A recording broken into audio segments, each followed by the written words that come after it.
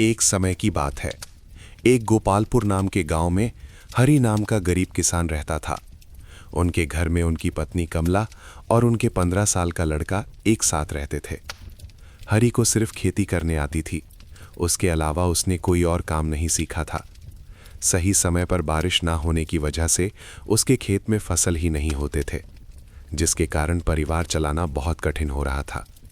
एक दिन, सुनिए जी, आज तो घर में बिल्कुल भी कुछ राशन नहीं है। मुझे तो कुछ समझ नहीं आ रहा कि अब मैं क्या करूं। अरे कमला, तुम चिंता मत करो, मैं कुछ करता हूं। बस इतना कह के हरि घर से चला जाता है। मेरे घर में राशन का एक दाना तक नहीं है।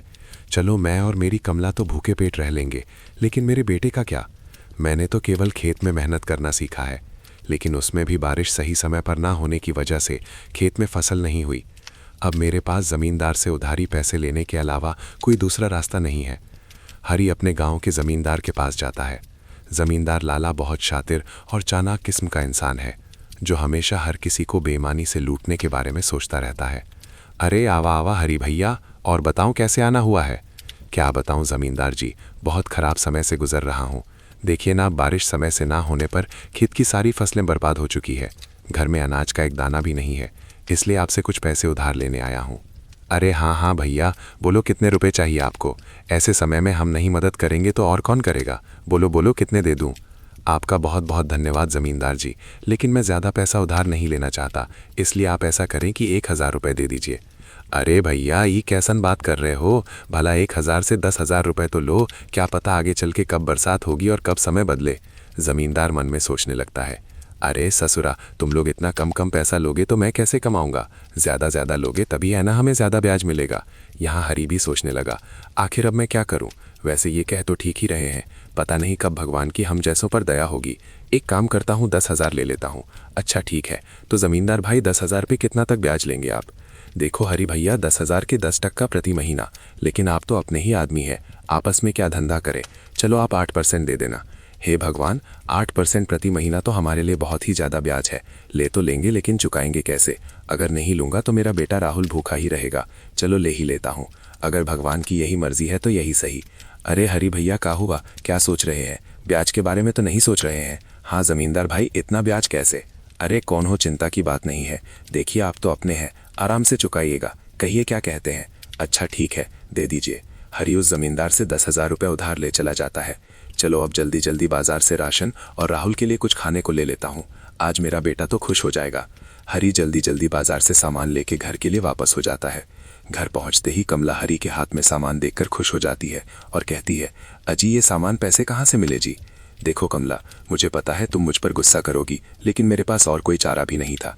मैं समझ गई जी, आपने किसी से उधारी पैसे लिए होंगे, पर कोई बात नहीं, मैं भी वही सोच रही थी। लेकिन ऐसे समय में गांव में किसी के पास देने के लिए पैसे नहीं है, तो क्या आप जमींदार से उधारी पैसे लेके आए हो? हाँ कमला, लेकिन तुम चिंता मत करना, भगवान के घर देर है अंधेर नहीं। अभी इस वक्त मेरे बेटे से बढ़ के और कुछ नहीं है। हाँ, आप कह तो सही रहे हो, लेकिन वो जमींदार बहुत चालाक और बेईमान है। वो बहुत ज़्यादा ब्याज लेता है और समय पर पैसे ना देने पर खेत या घर छीन लेता है। आपने कितने रुपए उधार लिए? मैंने तो 1-1.5 हजार ही मांगे थे, पर उसने कम से कम 10,000 या उससे ऊपर लेने बोला, इसलिए मैंने 10,000 ले लिए। सुनो ना कमला, अब मेरे बेटे के आने का टाइम हो गया है। मैंने ये कुछ सामान लाया है, जाओ सबके लिए कुछ अच्छा सा बना दो। जी आज तो मेरा बेटा खुश हो जाएगा।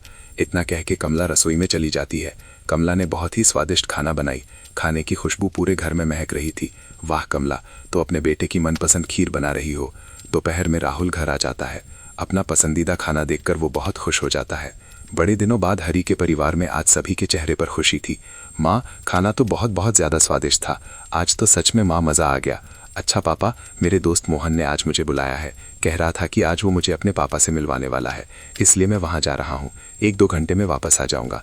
ठीक है बेटा, जाओ, लेकिन संभल के जाना और संभल के आना, ठीक है? हाँ पापा, आप फिक्र मत करो, मैं अच्छे से जाऊँगा और अच्छे से आऊँगा। इतना कह के राहुल घर से निकल जाता है। भगवान, मैं जानता हूँ कि हमारे खेत में थोड़ा भी फसल नहीं हुआ है और मेरे पिताजी सिर्फ मेरे लिए पैसों का इंतजाम किए हैं। भगवान जी, कृपया कुछ ऐसा कीजिए कि मैं अपने माता पिता की चिंता दूर कर सकूं। राहुल भगवान से प्रार्थना करते हुए अपने दोस्त मोहन के घर पहुंचा। दरवाजे पर उसका दोस्त उसका इंतजार कर रहा था। अरे राहुल, तू आ गया, आजा अंदर आजा। चल, मेरे पिताजी तुझसे मिलने के लिए कब से इंतजार कर रहे हैं। मोहन, पर तेरे पिताजी मुझसे क्यों मिलना चाहते हैं? वो तू पिताजी से ही पूछ लेना। मोहन का घर काफ़ी बड़ा और सुंदर था। उसके घर में उसके माता और पिताजी रहते थे। मोहन अपने पिताजी से अपने दोस्त राहुल के बारे में बताया था कि उसके पिताजी बहुत कड़ी मेहनत करते हैं, खेत में घंटों काम करते हैं, लेकिन पैसे की वजह से परिवार में बहुत टेंशन है। आओ बेटे राहुल, कैसे? नमस्ते अंकल जी, नमस्ते आंटी जी, मैं ठीक हूँ, आप सभी कैसे हैं? खुश रहो बेटा, हम सब भी बहुत अच्छे हैं। बहादुर राहुल 9-10 मिनट ऐसे ही उसके और उसके माता पिताजी के बारे में बातें करते हैं। और फिर, बेटा राहुल, तुम तो बहुत स्मार्ट लड़के निकले। बेटा कल से तुम दोपहर में स्कूल से आके खाना खा के यहाँ चले आना। जी अंकल, मैं आ तो जाऊँ, लेकिन घर पर भी थोड़े बहुत काम होते हैं। देखो बेटे राहुल, पहले तो तुम ये टेंशन वेंशन छोड़ो। हाँ, एक काम करना, नहीं रहने दो, कल मैं खुद ही तुम्हारे घर आऊँगा। तुम्हारे घर तुम्हारे पिताजी से भी मिल लूँगा और तुमसे भी। ठीक है? जी अंकल, ठीक है। अच्छा, तो मैं अब चलता हूँ। ठीक है बेटा, ध्यान से संभल के जाना। जी अंकल, मैं एकदम संभल के जाऊँगा। उतने में मोहन की मम्मी बोली, बेटा राहुल, ये लेते जाओ, घर पे खा लेना। नहीं आंटी, इसे मैं नहीं ले सकता। अरे बेटा ले लो, देखो तुम्हारी ममता आंटी ने कितने प्यार से दिया है। राहुल वो थैली ले लेता है, पर उसे समझ नहीं आता कि मोहन के पिताजी उसके पिताजी से क्यों मिलना चाहते हैं। बहादुर अंकल तो बहुत अच्छे हैं, उन्होंने मुझसे कितने प्यार से बात किए, और आंटी भी बहुत अच्छी हैं, उन्होंने मेरा कितना ख्याल रखा, पर वो मेरे पिताजी से क्यों मिलना चाहते हैं। यही सब सोचते हुए राहुल घर पहुंचा और उसने मोहन के माता और पिताजी के बारे में बताया। देखो कमला, हमारे राहुल को कितना अच्छा दोस्त मिला है। चलो बेटा, ठीक है, तो कल आएंगे मोहन के पिताजी। हाँ पिताजी। अगले दिन दोपहर में मोहन अपने पापा को राहुल के घर ले आया। अरे बेटा राहुल, घर में नहीं बुलाओगे? अरे सर, आइए आइए। अरे कमला देखो, हमारे राहुल के दोस्त और उनके पापा आए हैं। कमला फट से मोहन के पापा के लिए दूध वाली चाय बनाकर ले आती है। चाय पीने के बाद बहादुर जी हरी जी से कहते हैं, सुनिए हरी जी, मैं आपसे थोड़ी बात करना चाहता हूँ। जी सर, कहिए, क्या कहना चाहते हैं? बातें कर रहा है। भगवान की दया से अब जाकर हमारा मोहन खुश रहने लगा है, नहीं तो पहले वो सिर्फ अकेला ही रहता था, क्योंकि उससे कोई दोस्ती ही नहीं करता था। अब क्योंकि आपके राहुल के कारण से मेरा बेटा खुश है, इसीलिए मैं उसकी पढ़ाई की फीस भरना चाहता हूँ। आप अब टेंशन भूल जाइए, समझे? हरी की आंखों में आंसू आ जाते हैं। आपका बहुत बहुत धन्यवाद बहादुर जी, आपने मेरी चिंता दूर कर दी। बस उस दिन से राहुल की पढ़ाई की चिंता दूर हुई। अब राहुल मोहन के घर खेलने जाने लगा था। ऐसे ही एक दिन मोहन के पापा कहते हैं, राहुल, मोहन बेटा, यहाँ आओ। वो दोनों बहादुर के पास जाते हैं। बेटा, तुम दोनों बताओ, तुम में से कौन शेयर मार्केट के बारे में जानता है? राहुल बेटा, पहले तुम बताओ। अंकल, मैं इसके बारे में पहली बार सुन रहा हूँ, ये क्या होता है? और पापा, मैं बस इतना जानता हूँ कि शेयर मार्केट में शेयर खरीदा और बेचा जाता है। अच्छा सुनो, अब कल से तुम दोनों मेरे साथ आधा घंटा बैठोगे। मैं तुम दोनों को अब कुछ सिखाना चाहता हूँ। ये सब के बारे में राहुल को जरा भी समझ नहीं आता है, लेकिन उसको जानने की बहुत इच्छा थी, तो उसने मोहन के फोन पर गूगल सर्च किया। तो जो उसने देखा वो देख के चौंक गया। और फिर अगले दिन, अंकल, मैंने गूगल पर सर्च किया था कि शेयर मार्केट क्या है। क्या सच है अंकल कि हम वहां से पैसे कमा सकते हैं? बेटा राहुल, ये बिल्कुल सच है कि कोई भी शेयर बाजार से पैसा कमा सकता है। पैसा क्या, बहुत पैसा कमा सकता है। लेकिन बेटा, चीजें दिखने में जितनी आसान होती हैं, असल में उससे कई ज्यादा मुश्किल होती हैं। अंकल, मैं कुछ समझ नहीं पाया, आप क्या कह रहे हैं? मैं ऊपर वाले कमरे में जा रहा हूँ अपने दोस्त को लेकर, वहीं आ जाओ, मैं अब सब कुछ वहीं बताऊंगा। ठीक है अंकल। उसके बाद 5 मिनट में राहुल और मोहन ऊपर वाले कमरे में जाते हैं। वहां वो लोग देखते हैं कि एक बहुत बड़ा कंप्यूटर है, एक लैपटॉप है, एक टैबलेट पर बहुत सारे अलग अलग चार्ट खुले हैं। मिनट मिनट में लाल या हरी मोमबत्तियां बन रहे हैं। उन्हें ये सब कुछ समझ नहीं आता, लेकिन राहुल को इतना मालूम पड़ चुका था कि ये शेयर मार्केट कुछ तो है। वो दोनों बहादुर से पूछते हैं, पापा ये क्या है? मैं आज तक नहीं जानता था कि आपके कार्यस्थल पर इतना बड़ा कंप्यूटर है। दरअसल आपका इतना बड़ा ट्रेडिंग सेटअप है। हाँ मोहन, ये मेरा ट्रेडिंग सेटअप है, मैं यही काम करता हूँ। लेकिन बेटा, तुम्हें कभी यहाँ आने की जिज्ञासा ही नहीं थी, इसीलिए हमने भी तुम्हें कभी इस बारे में नहीं बताया। लेकिन अब तुम्हें देख के ऐसा लग रहा है कि तुम्हें ये सब बहुत पसंद आया है और शायद तुम इसके बारे में और जानना चाहते हो। हाँ अंकल, सिर्फ मोहन ही नहीं, मैं भी बहुत उत्साहित हूँ शेयर बाजार के बारे में जानने के लिए। बिल्कुल बेटा राहुल, क्यों नहीं, मैं यही तो तुम्हें और मोहन को बताना चाहता था कि शेयर बाजार की दुनिया बहुत बड़ी है। इसमें अगर महानता हासिल कर ली जाए तो उसकी जेब में हजारों लाखों में हमेशा रहें। अच्छा, तो तुम दोनों अब यहाँ से जाओ, नीचे खेलो। लेकिन हाँ, कल से मैं तुम दोनों को थोड़ा थोड़ा बाजार के बारे में बताना शुरू करूंगा। पापा, मुझे पता है कि अब मेरा दोस्त इसे सीखने के लिए बहुत उत्साहित है। अब उसका खेलने में मन नहीं लगेगा। उसका क्या, मेरा भी नहीं लगेगा। क्यों राहुल? हाँ अंकल, प्लीज अभी से सिखाना शुरू कर दीजिए ना। वैसे भी अभी कोई जरूरी काम नहीं है, तो हम फ्री ही हैं। बच्चों के अंदर की ये जिज्ञासा देखकर बहादुर मन ही मन खुश हो जाते हैं। लेकिन बेटा, इसे सिखाने के लिए मुझे सोचना पड़ेगा कि शुरुआत कैसे और कहाँ से करूँ। इसीलिए शुरुआत तो कल से ही होगी। लेकिन अब तुम दोनों इतना कह रहे हो तो थोड़ी बुनियादी बातें बता ही देता हूँ।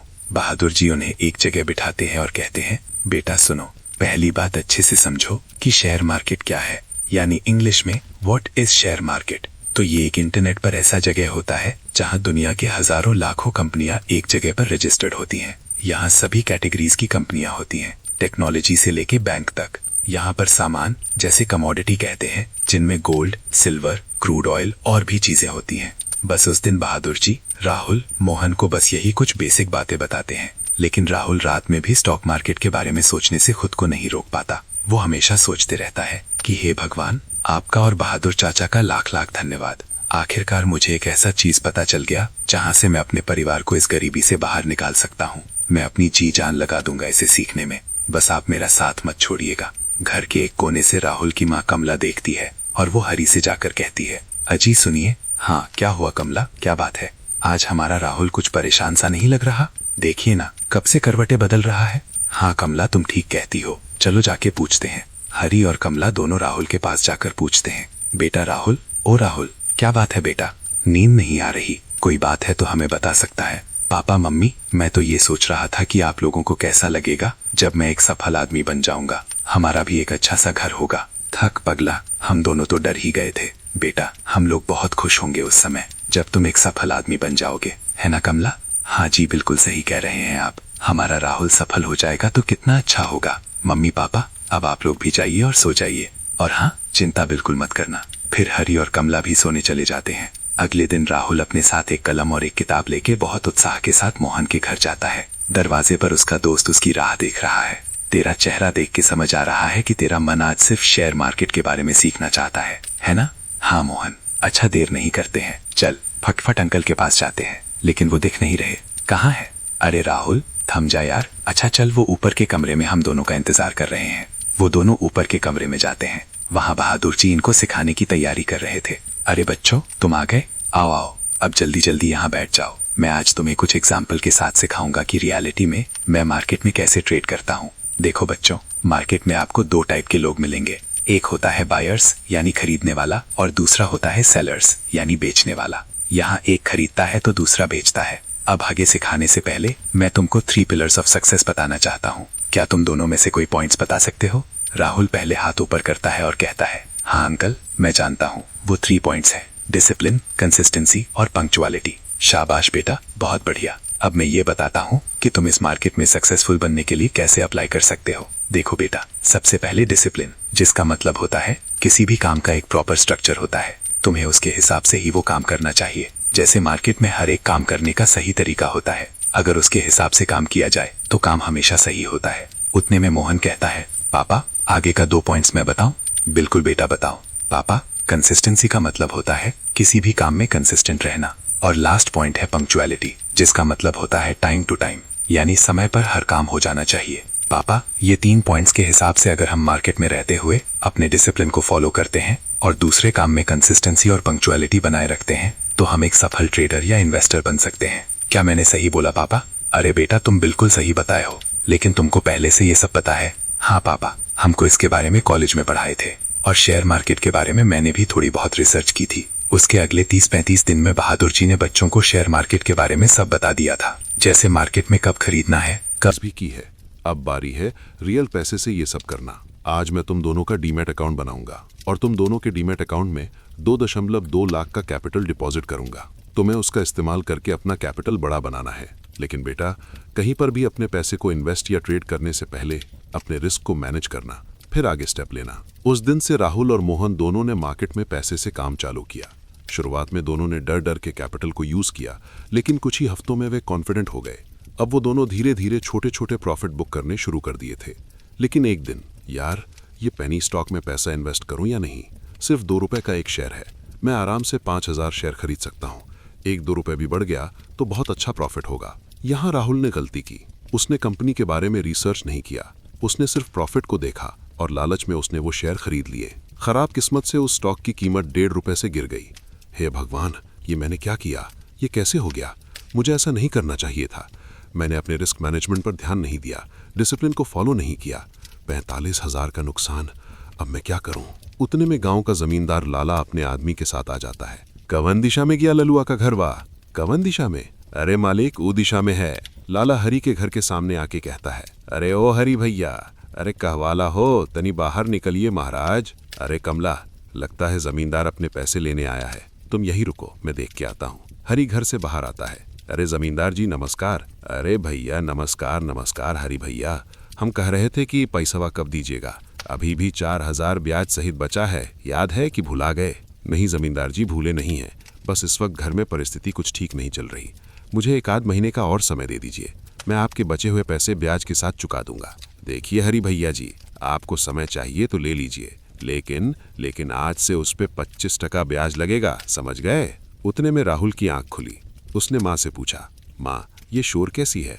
बेटा, 1.5 साल पहले तुम्हारे पापा उस जमींदार से पैसे लिए थे, हमें कुछ पैसे अभी देने बाकी हैं, वो वही मांगने आया है। राहुल घर से बाहर आता है और जमींदार से कहता है, प्रणाम जमींदार जी। अरे खुश रहा बछुआ, हमेशा सम्मानित जीवन जियोगे तुम।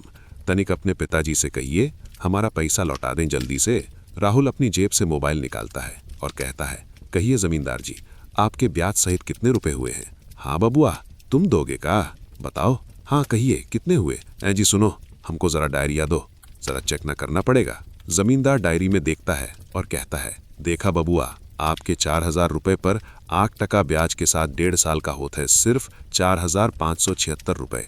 आप अकाउंट नंबर बोलिए, मैं अभी पूरे पैसे आपके अकाउंट में ट्रांसफर कर देता हूँ। लाला अपना अकाउंट नंबर बताता है। राहुल ब्याज सहित पूरे पैसे उसके अकाउंट में ट्रांसफर कर देता है। मैसेज आने के बाद जमींदार वहां से चला जाता है, लेकिन यहाँ हरी को समझ नहीं आ रहा था कि राहुल के पास पैसे कहाँ से आए। तो उसने राहुल से पूछा, हे राहुल बेटा, ये तुम कैसे किए? हमारा मतलब है कि तुम्हारे पास इतने पैसे कहाँ से आए? इतने में कमला कहती है, अरे क्या हुआ जी?